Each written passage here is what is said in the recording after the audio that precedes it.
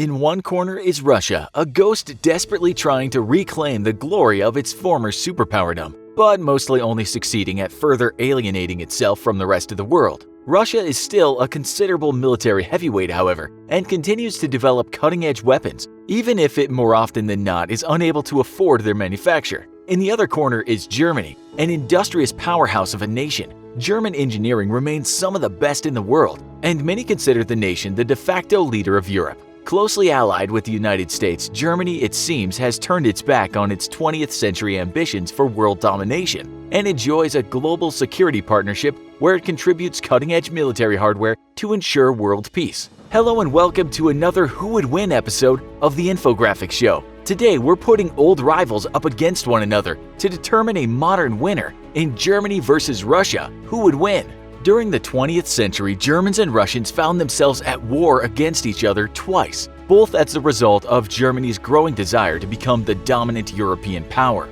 Long renowned for fielding some of the finest soldiers in the world, in both conflicts German command and leadership was far superior, though ultimately two great ambitions would doom Germany to defeat. Had Germany focused its efforts more precisely, it's very likely that Europe would still be ruled by Germany to this day, and the Cold War would have been a conflict between the United States and Germany instead of the Soviet Union. Luckily for all involved, Germany's totalitarian leaders failed their nation and its military leaders on the occasion of both world wars, and ultimately their personal hubris saw one of the finest fighting machines in world history brought to catastrophic defeat, twice. Today, Germany has shelved its imperial ambitions and instead has embraced the cause of peace with as much fanaticism as it once pursued war. Far from becoming pacifists, Germany contributes some of the finest military forces in operation today to conflicts around the world as part of the NATO alliance, determined to keep global peace at all costs. An incredibly resilient nation that pulled itself together after being partitioned for decades by the Soviet Union,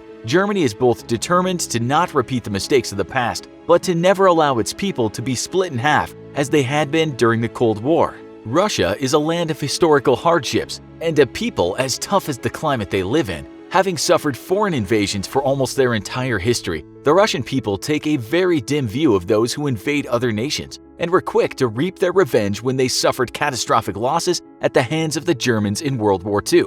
Embarking upon a campaign of extermination, Hitler's Wehrmacht thrust into the Soviet Union with the aim of eliminating all undesirables from seized territories, which came out to nearly all Russian people caught behind enemy lines. An estimated 15 million civilians died during the Great Patriotic War, along with over 7 million troops versus Germany's 4 million. Absorbing catastrophic losses which may have broken the back of any other nation, the Soviet Union nonetheless not only fought the powerful Wehrmacht to a standstill, but chased it all the way back into the heart of Germany itself. For decades during the Cold War, the Soviet Union pursued a hardline foreign policy that pit Soviet communism against the liberal democracies of the West. Having suffered greatly at the hands of invaders twice during both world wars, the Soviet Union was quick to seize Eastern Europe under its power behind the Iron Curtain and create a buffer zone between itself and West Europe. Unfortunately, Soviet communism was poorly managed and ultimately a failure, leading to the collapse of the Soviet Union in 1991 and the birth of the Russian Federation. Allegedly a free democracy, Vladimir Putin has carefully manipulated elections for the last 2 decades and ensured his continued rule over a nation that today finds itself in turmoil as it struggles to shake off the reins of authoritarianism and embrace a truly democratic process. So, who would win between these two modern heavyweights? Let's find out.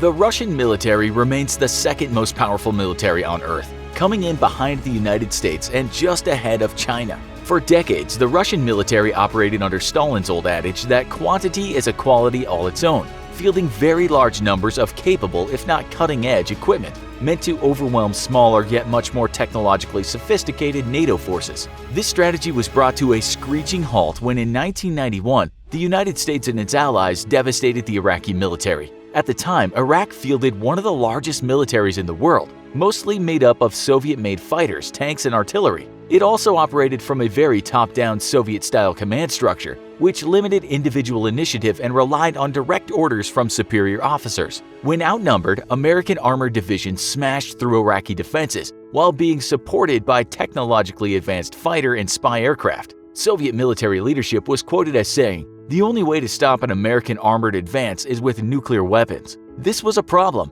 as the Soviet knew it could not rely solely on nuclear weapons and needed to be able to fight a conventional war. Immediately, it became clear that quantity was no longer a quality. Unfortunately, the collapse of the Soviet Union shortly after left the Russian military in a financial lurch for decades. Today, Russia fields far fewer forces than it once did and places a much higher premium on the quality of its equipment and not just its numbers. The nation continues to develop cutting-edge military technology, yet unfortunately is often unable to actually afford to equip its military with those technologies. This forces Russia to be selective about what new equipment it will choose to field. And while its extremely capable S-500 air defense units are indubitably the world's best, it has had to shutter its fifth-generation fighter program indefinitely, leaving it in a potentially disastrous strategic position if the US manages to work all the kinks out of its F-35.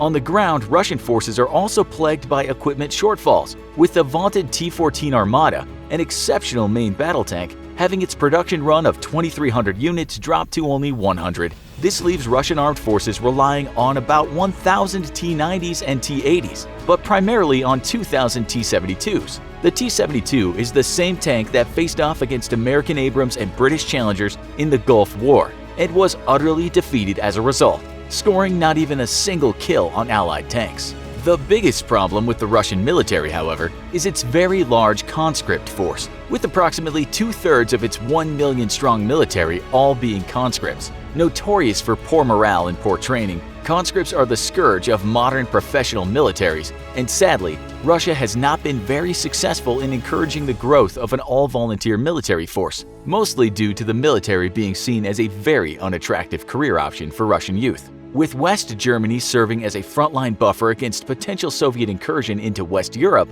Germany for decades invested heavily in its defense, averaging a 3% of total GDP in military spending. However, after its reunification and the end of the Cold War, the German military atrophied catastrophically, resting on a false sense of security that it would be rudely shaken out of by Russia's annexation of the Crimea in 2014. For almost 2 decades, the German military had been allowed to shrink exponentially, content to have the capability only of lending forces to Allied expeditionary conflicts. With Russia's aggression against the Ukraine, though, Germany has once more seen a need to ensure that its military is able to fight a conventional war on its own, without relying completely on its NATO allies. Today, the Bundeswehr is in the middle of very severe growing pains. After the annexation of Crimea, Germany immediately recognized a need to take its own defense much more seriously and vowed to spend at minimum 2% of its GDP by 2020. However, the German military remains in a very troubled state, and in 2017, a report by an American think tank found that Germany would need at least a month to mobilize a single armored brigade in the event of a Russian invasion in the Baltics, and even then only at the expense of stripping other units of vital equipment. A full mobilization of the German military could take as much as 3 months, an absolutely damning report which deeply alarmed Germany's NATO allies. Its air forces, however, proved to be in an equal state of unreadiness, with the Luftwaffe stating in the summer of 2018 that most of its Typhoon jets were not ready to carry out combat operations. For that entire year, none of the German Navy's submarines took to sea, and none of the Luftwaffe's heavy air transports could be deployed because they all were under repair. Its trainee pilots were also unable to train because of a lack of available aircraft. Gross mismanagement of basic logistics, along with a 5-year push to upgrade weapon systems and prepare them for combat, have all wreaked havoc on the German military. An incredible 21,000 vacancy in officer positions across its armed forces has left the German military with a very poor command and control structure, and dramatically reduced the efficacy of what troops it could bring to bear in a war against Russia. It's clear that both Russia and Germany are facing serious challenges to their armed forces. But what do the numbers alone tell us? Currently, the Russian military numbers at 1,013,628 active duty forces versus Germany's 178,641. Russian reservists number at 2,572,500 versus Germany's 30,000. The numbers appear hugely lopsided, but it's important to note that Russia's military is made up mostly of conscripts with poor morale, and Russian leadership very much fears mass desertions in case of war. This means that Russia will lead with its professional volunteer forces, leaving its conscript forces for rearguard actions and light fighting, or leaving as much as 2/3 of its military out of direct fighting. In the air, Russia enjoys an overwhelming advantage, however, with 869 fighters versus Germany's 122. Russian fighters vary in modernity, but have always had some of the best engineered in the world. And as we just learned, Germany can't guarantee that any of its own fighters would be available for service in case of a war. With 1,459 attack aircraft versus Germany's 178, Russian air forces would enjoy virtually unlimited reach into every corner of Germany, delivering devastating blows against German military and civilian infrastructure. Germany's tank force of 900 would be hard-pressed to defend against an onslaught of 3,000 Russian tanks. While on paper Russia officially lists its tank forces as reaching 20,000, most of these tanks are Cold War relics that would take weeks to refurbish for combat and would fare extremely poorly in modern war. Realistically, Russia would only be able to field around 3,000 capable battle tanks,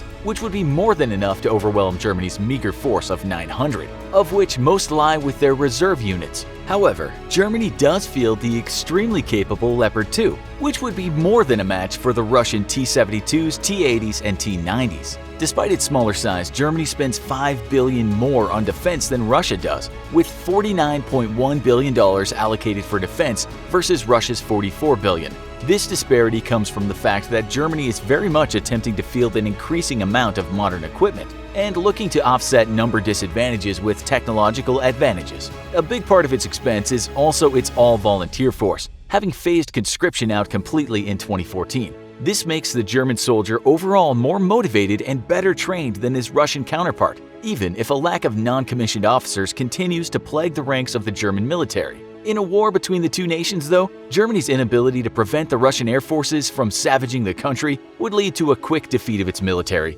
And while the war would be costly for the Russian military, we're declaring Russia the hands-down winner of this who would win. Quantity truly does have a quality all its own in this scenario, especially when facing a foe whose huge logistical problems have left as much as 40% of its military not ready for combat operations. Who do you think would win in a real war? Agree with our assessment? Why or why not? Let us know in the comments. And if you enjoyed this video, check out one of our other epic matchups in our Who Would Win series. And don't forget to like, share, and subscribe for more great content.